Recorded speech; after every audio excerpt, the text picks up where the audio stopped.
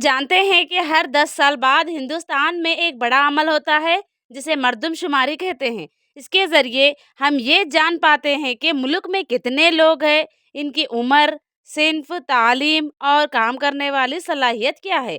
आज हम 10th class के सोशल स्टडीज़ के इस सबक को आसान ज़ुबान में समझेंगे ताकि आपके इम्तिहान की तैयारी और मालूमात दोनों में इजाफा हो। चलिए शुरू करते हैं। फर्स्ट मेन पॉइंट है मर्दमशुमारी।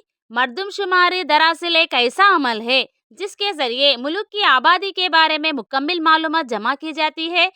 ये हर 10 साल बाद पूरे भारत में रहने वाले तमाम अफराद की मालूमात इकट्ठी की जाती है। इस अमल को registrar general and census commissioner of India अंजाम देता है, जो इस मालूमात को मुनज़्ज़म तरीके से रिकॉर्ड करता है। सेकेंड पॉइंट मेन पॉइंट है मर्दमशुमारी क्या जाहिर करती है।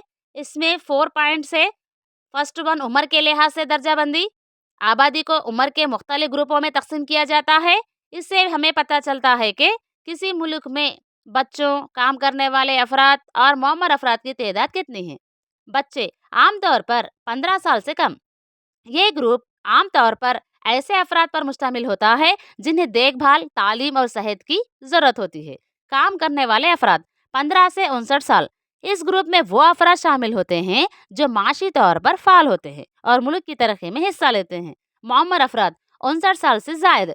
इस ग्रुप में वो लोग होते हैं जो रिटायर हो चुके होते हैं और अब अपने ख़ानदान या सोसाइटी पर इन्हिसार करते हैं। सेकेंड पॉइंट है जिनसी तनासुब। आबादी में फ़ी 1000 मर्दों के मुकाबले में ख़वातीन की तादाद को जिनसी तनासुब कहते हैं, जो अमूमन फ़ीसद में ज़ाहिर किया जाता है। ये एक अहम समाजी इशारा है जो मर्दों और ख़वातीन के दरमियान बराबरी को ज़ाहिर करता है। हिंदुस्तान में आम तौर पर ख़वातीन की तादाद मर्दों के मुकाबले में कम रहती है, ख़ास तौर पर तालीम और तरक्की के शोबों में ख़वातीन को कम मौक़े मिलते हैं। 2011 की मर्दमशुमारी के मुताबिक 0 से 6 साल की उम्र के ग्रुप में जिनसी तनासुब 919 था, यानी लड़कियों की तादाद लड़कों से कम थी। मुख्तलिफ इलाक़ों में जिनसी तनासुब में फ़र्क देखा जाता है। मसलन केरला में जिनसी तनासुब मुस्बित है, जबकि कुछ दूसरे इलाक़ों में ख़वातीन के खिलाफ इम्तियाज़ पाया जाता है। ये इम्तियाज़ अक्सर लड़कियों की सेहत और तालीम के हवाले से होता है।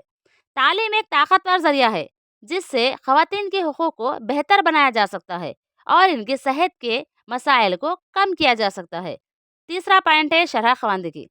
जो भी 7 साल या इससे ज़्यादा उम्र का फ़र्द किसी भी ज़ुबान में पढ़ और समझ सकता हो, उसे ख़वानदा कहा जाता है।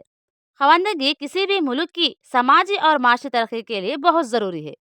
1947 ईस्वी में भारत में ख़वानदगी की शरह सिर्फ 12% थी, जबकि 2001 में ये 65% और 2011 में 74% हो गई। 2011 की मर्दमशुमारी से मालूम होता है कि मर्दों में ख़वानदगी की शरह 82% है, जबकि ख़वातीन में ये 65% है, जिससे ज़ाहिर होता है कि ख़वानदगी में मर्दों और औरतों के दरमियान अच्छा खासा फ़र्क मौजूद है। फोर्थ वन है काम करने वाली आबादी। हिंदुस्तान में मर्दमशुमारी के दौरान 15 से 59 साल के अफराद को काम करने वाली आबादी कहा जाता है। इसमें मुख्तलिफ ग्रुप शामिल होते हैं। फर्स्ट वन काश्तकार, वो किसान जो अपनी ज़मीन पर खेती बाड़ी करते हैं। सेकेंड वन ज़रई मजदूर, वो अफराद जो दूसरों की ज़मीन पर काम करते हैं। थर्ड वन घरेलू सनअत के मजदूर, जो घरेलू सतह पर मुख्तलिफ अशिया तैयार करते हैं। फोर्थ वन दीगर कामगार, इसमें वो अफराद शामिल है जो फैक्ट्रियों में काम करते हैं, तिजारत करते हैं या दीगर पेशों में मसरूफ़ होते हैं। मजमूई तौर पर काम करने वाली आबादी में काश्तकार 25%, ज़रई मजदूर 30%, घरेलू सनअत के मजदूर 4% और दीगर कामगार 41% होते हैं। थर्ड वन मेन पॉइंट आबादी के साइज में तब्दीली होना। आबादी हमेशा 3 अवामिल से मुतासिर होती है: पैदाइश, अमवात और हिजरत। आबादी में इजाफा या कमी का हिसाब इस तरह किया जाता है कि पैदाइश की तादाद में से अमवात और हिजरत को मनफी किया जाता है। आबादी में तब्दीली को हम अददी शक्ल या फ़ीसद में ज़ाहिर कर सकते हैं।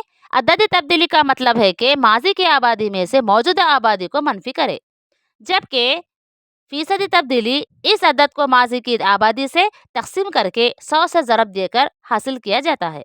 हिंदुस्तान में आबादी के इजाफे की वजूहात में शरह अमवात में कमी और शरह पैदाइश का भी किरदार है। حالیہ برسوں میں اموات کی شرح میں نمایاں کمی آئی ہے، مگر پیدائش کی شرح میں اتنی کمی نہیں دیکھی گئی۔ آزادی کے بعد صحت کے شعبے میں بہتری، غذائی وسائل کی فراہمی اور بیماریوں پر کنٹرول نے آبادی کے اضافے میں اہم کردار ادا کیا۔ مہاجرات یا نقل مکانی۔ مہاجرات کا مطلب ہے لوگوں کا ایک علاقے سے دوسرے علاقے کی طرف منتقل ہونا۔ مہاجرات داخلی بھی ہو سکتی ہے، یعنی ایک ہی ملک کے اندر مختلف علاقوں کے درمیان نقل مکانی، یا بین الاقوامی بھی، یعنی ایک ملک سے دوسرے ملک کی جانب۔ داخلی مہاجرات عام طور پر آبادی کے مجموعی سائز کو تبدیل نہیں کرتی، کیونکہ یہ لوگ صرف ایک جگہ سے دوسری جگہ منتقل ہوتے ہیں، مگر مجموعی طور پر آبادی کا حجم وہی رہتا ہے۔ آبادی کی کثافت۔ آبادی کی کثافت کا حساب کسی مخصوص رقبے میں لوگوں کی تعداد سے کیا جاتا ہے۔ مثلاً 2011 میں ہندوستان کی آبادی کی کثافت تقریباً 382 افراد فی مربع کلومیٹر تھی۔ کچھ ریاستوں میں جیسے کہ بہار میں یہ کثافت بہت زیادہ ہے، یعنی 1102 افراد فی مربع کلومیٹر، جبکہ کچھ دیگر علاقوں میں مثلاً شمالی مشرقی ریاستوں میں یہ کثافت کم ہوتی ہے۔ اس کی وجہ پہاڑی علاقوں کی خصوصیات، کم بارش اور کم زرخیز مٹی ہوتی ہے۔ دوسری جانب شمالی میدانی علاقے اور کیرلا جیسے جنوبی علاقے جہاں بارش زیادہ اور مٹی زرخیز ہے، وہاں آبادی کی کثافت زیادہ ہوتی ہے۔ تو یہ تھے ہندوستان کی آبادی اور مردم شماری کے اہم نکات۔ لائک کریں، شیئر کریں اور سبسکرائب کریں، بیل آئیکن دبائیں تاکہ آپ کو ہمارے تعلیمی ویڈیوز وقت پر ملے۔ امتحان کی تیاری کے لیے یہ ویڈیو آپ کے لیے بہت مفید ثابت ہوگی۔